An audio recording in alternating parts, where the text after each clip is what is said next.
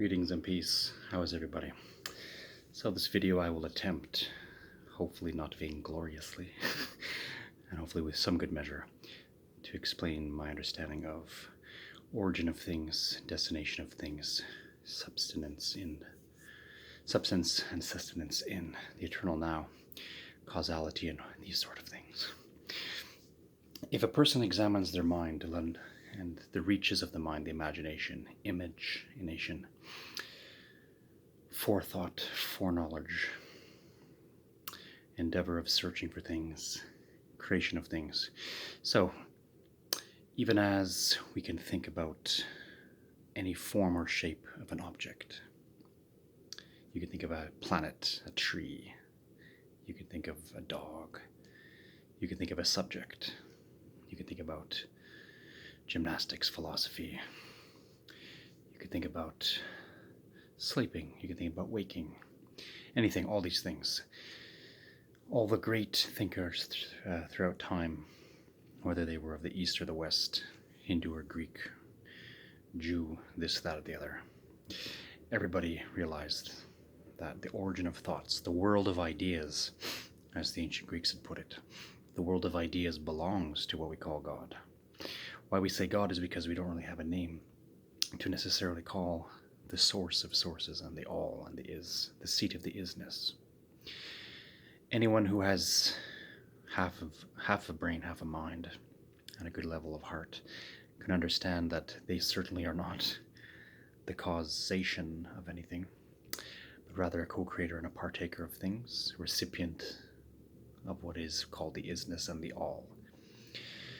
So, in the Gnostic tradition, they're talking about God as the Father, just as, to use simplifying words, God as the Father is the origin of everything, the backdrop, the seat, the spine, the heart of everything, including planets, including aeons, including systems, including things that last a very long time, and yet for the divine All-Father, even a very long aeon is a snap of the fingers.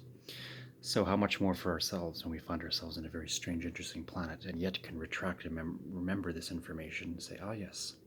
So even for being in a mortal flesh body, we have the ability to remember and to understand and to comprehend these very words because it is true, because it comes from this truth.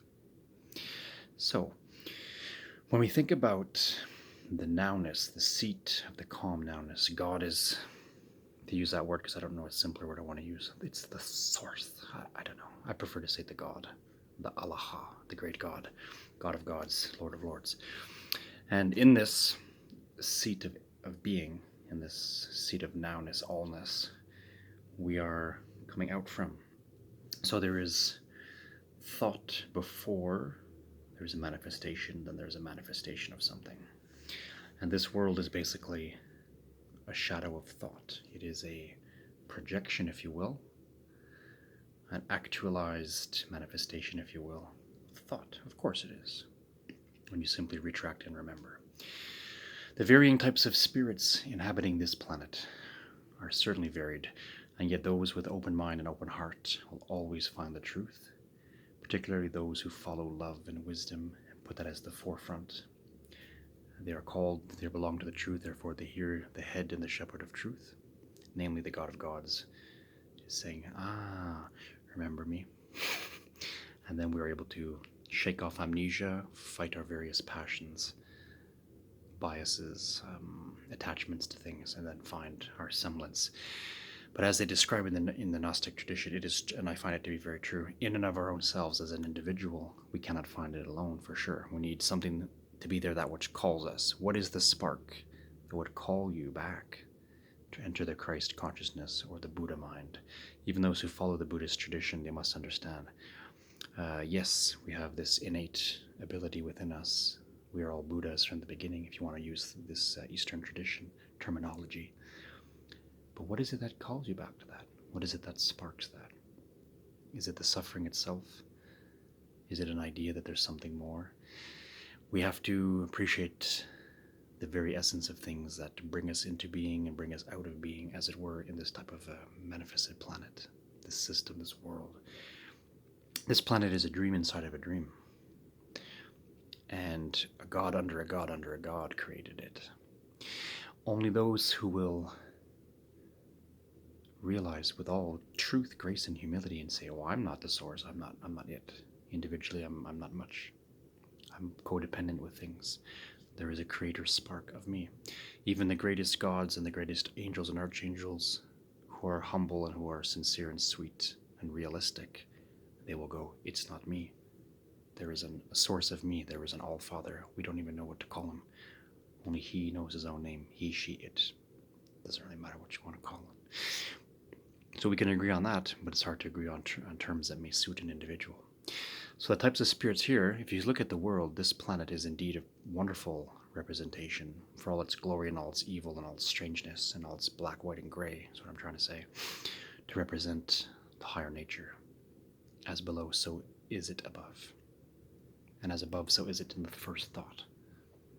So the spirits that are here in this world, those who are attached to vainglory, those who are very much deep into the illusion that this world is really tangible and really happening and really solid, but it's gone like a blink of an eye. The planet itself, and I keep bringing this up to make people laugh, the planet itself is kind of like a human body itself, only for a certain period of time, or it's like a food item to be eaten and later digested and then discarded, for funny terms, but it's true enough. So those who are very heavily addicted to temporary things are the ones that are most susceptible and who are in the illusion that this world is lasting and is great. It's like it's a thing to be proud of. I have a huge bank account and all the power in the world, and it's gone like that. You have nothing before and after, absolutely nothing. Only your semblance. So, those who make themselves great in the world could not be further from the truth. So do not be afraid of them, do not worship them, do not be secretly scared of them and envious. And, I wish I had a huge castle also and riches, I'd have such an easy life. No. It's not an easy life, it's nothing. It's gone. Don't be jealous of people that are stuck in the illusion. It's worth absolutely nothing. It's paper thin, it's a house of cards. In the world now, we are seeing a wonderful thing happening. The revelation is on in full force, full speed, full throttle, and it is truly a marvelous thing. And I, for one, have been waiting for this for a long time, and many of you have as well. Others are kicking and screaming as they're seeing the old jail systems shake and shatter, and control mechanisms are beginning to be plundered and fall apart bit by bit. Nonetheless, the All-Father, the Source, muse what name you prefer, has taken a secret pleasure in using those who desire domination and lust for power and this and that, to use them for the greater good. Nothing is happening, not a single fart from a mosquito. Nothing is happening without the knowledge of the All. And that is to say, we are so intrinsically attached with every moment, like the butterfly effect, as some of you are familiar with. The smallest thing that occurs affects everything else. There's not a single thing you're doing, even watching the video of me right now, even me making the video right now in supposed time and space. It's not an accident. It's meant to be at the foreknowledge of the great divinity, of the seat of the All. So everything is exactly in its right place. There is flexibility. People have argued for centuries. Oh, is it fate or free will? I'm confused, good chap. But no, it's one and the same, actually. When you become intelligent, you'll understand exactly how this works. Predetermination based on thought. Forethought before you even came here, my darling. Know this and own this gnosis, and you will not be afraid. You will not be worried about the world so much. You'll have grumpy days. I do too, sometimes. Wi-Fi isn't working. Trivial things.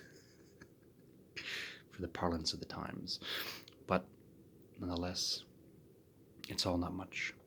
The seat of now is the ever-secure kingdom of heaven.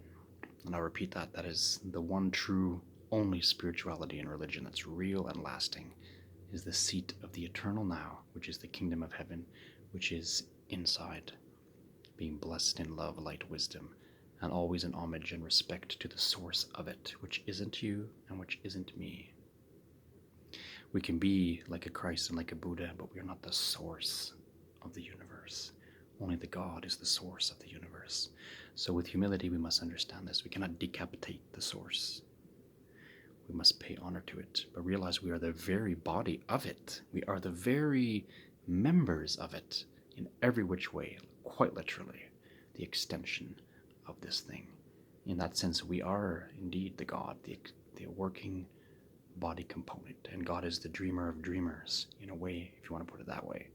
But not a dream as in an illusion or a veil, but just thinking and being through us, with us, but is very awake and is very sober in every which way imaginable, in every particular perfect detail imaginable. So, the varying factions in the world, yes, people are very confused still about good versus evil and this and that. Oh, there's a state above it, be a yin-yang, blah, blah, blah. No. Even that's childishness. That's not the truth. There's a higher level than that idea. The Hindus, for example, argued well with their philosophers about the mode of passion and someone being in a mode of anger and delusion, and someone being in a mode of goodness, and then saying that, but there's a level above goodness. But a purely neutral state isn't exactly it either, in the sense of it doesn't matter what happens, because they create excuses for themselves, those who follow the so-called left-hand path.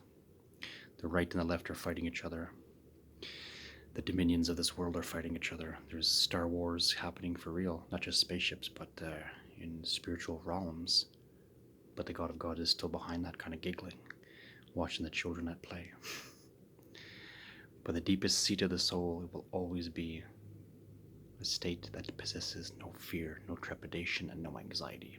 We feel anxiety because of our separation from the source, from our misunderstanding and misconceptions. And I truly think if we will be humble before the great entity, be loving, be kind, be wise, then our fear and our anxiety goes away. As our dear friend John says in his epistles, it is perfect love that casts out all fear, and perfect love alone that will cast out the fear. So we can speak a boastful thing in a big word and be a bit cocky and pretend we have knowledge and pretend that we're in charge of things, but in reality we're not at all. We're very much at the mercy of the divine, but the divine is having a nice time with us. And we're not puppets and slaves to it. That's completely the opposite truth. This world is under the power of a dark god, but ultimately that dark god is the footstool of the God of gods, even as they say in the tradition of the New Testament. I will make thy enemies thy footstool. So even for those who belong to the light, this world is a footstool, but not in the way of conquering and military might and wealth and all this. This is illusion, nonsense, playing with mud. It's like sticking your head in the mud and saying, I'm found, I'm great. Whereas the opposite is the truth. The God of gods is in a state of zero fear, complete bliss, complete tranquility, untouchability. No one can, as they say in the Gnostic tradition, no one can move God, no one can change God. The God is behind the changes. The God is dreaming, watching us do all these things, and observing it, living with us, in our heart and soul with us, as us. But behind the scenes, completely tranquil, calm, safe, immovable, unchangeable. Only is watching the changes happen through the creation.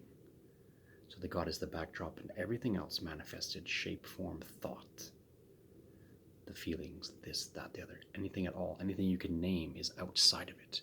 That is why they call the God the unknowable, the unnameable, the ineffable. Because anything we can say or think is outside the box, so to say. The God is the Pandora's box, but nobody knows what's in the box, only the things and the thoughts that come out of it. Isn't that interesting? That'll keep us humble and in perspective. And someone belonging to the light and the truth will always be gentle, never vicious. For example, me with my Gnostic tradition, I have also a background in Buddhist and Hindu philosophy and studies, as well as shamanism, Islamic Sufism, etc., blah, blah, blah, blah, blah. Aren't I great with my knowledge, darling? But no, it's nothing. But for saying that, I don't need to convert anyone. No one can move my immovability, my precious and endless isness with the divine, and same for you. But our minds can think and we can fall down into these strange delusions, and we can think many things, and we can have a back and forth mental masturbation, and we can fight amongst ourselves and even to our own very self, and then fight each other and argue. But the truth is, the peace of God is beyond words. As they say, as the Christ said to his followers, when you also become like me, you will ask me nothing. There'll be nothing left for you to ask. You yourself will be it, and you will know it. So when two great masters get together, they don't argue. They just smile and nod and enjoy love and peace. Break bread. They don't have to talk about anything. That's the old cute Chinese proverb. When two old sages met each other, they hadn't seen each other in 20 years, and they sat down for tea at the bottom of their cute little temple. They didn't say a word the whole time. Just smile, nod, drank the tea. And at the end of their meeting, they just said, "It was nice to see you." And they walked away. How beautiful is that? What a concept. Namaste, my darlings. Take care. Know thyself. Know the Gnosis. Call it what you will. It doesn't have to be typified particular school of thought, discipline. My particular discipline doesn't have to be yours. Yours doesn't have to be mine. We don't have to be scared of each other. Just know the truth is the backdrop. The only one real religion in the world is the sublime peace of the now. Everything else is just somebody's idea or particular discipline. That's okay. But let's just be in the peace of the now and understand what is calling us to it and what keeps us safe in it. It's a wunderbar. I love the cross because it represents so much more than just the physical person of Jesus. It's an ancient, eternal symbol. It's an eternal symbol. It exists in the mind of thought forever and ever and ever. And representing meeting in the middle of everything and being pacified at the crossroads. So, there you go. Much love and light to you. Wishing you a beautiful, blissful moment. May God be with you and you be with the God.